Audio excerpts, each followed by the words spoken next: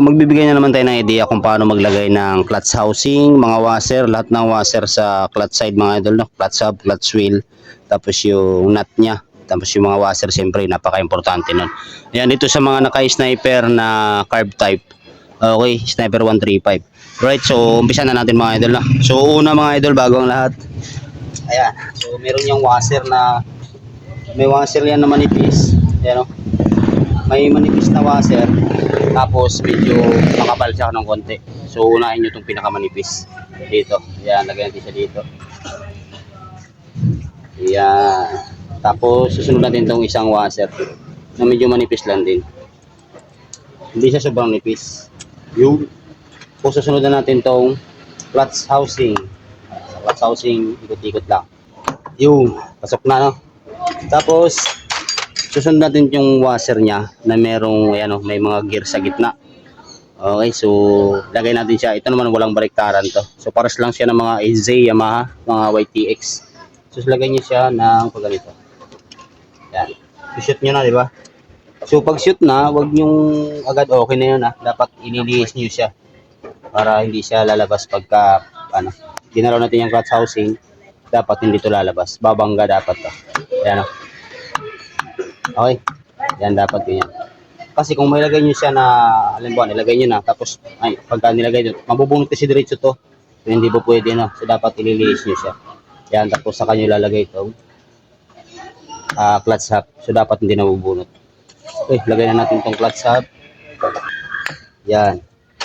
Tapos sunod na din itong washer na may kasamang stopper. Yan. Okay. Tapos sunod natin itong nut na 19mm. Ganyan natin. Okay. Tapos may papakita ko sa inyo. Yan. Ito yung pinakamahalaga.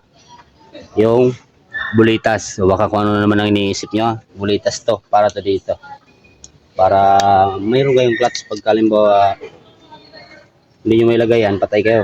Dapat may lagay nyo yan. Tapos sa clutch lining, ilagay natin ang clutch lining. Tapos sa clutch plate, kung ano nyo matalas, ito purol to. Kung ano nyo matalas, yun sa ibabaw. Ilagay natin. Para tumagal yung lining. So dun sa iba na kahit naman magkabaliktad, ayos lang. Wala namang problema, bahala kayo. Basta ako, ganito ako maglagay. No? Kaya kung ano yung matalas, yun yung sa ibabaw. Kasi pag ginano mo to, purol. Pero ito, hindi mo kayang ganunin kasi nakakasugat kasi ito. Lagyan natin siya. Sa lining, wala namang baliktaran. Yan. Tapos, plate. Lining.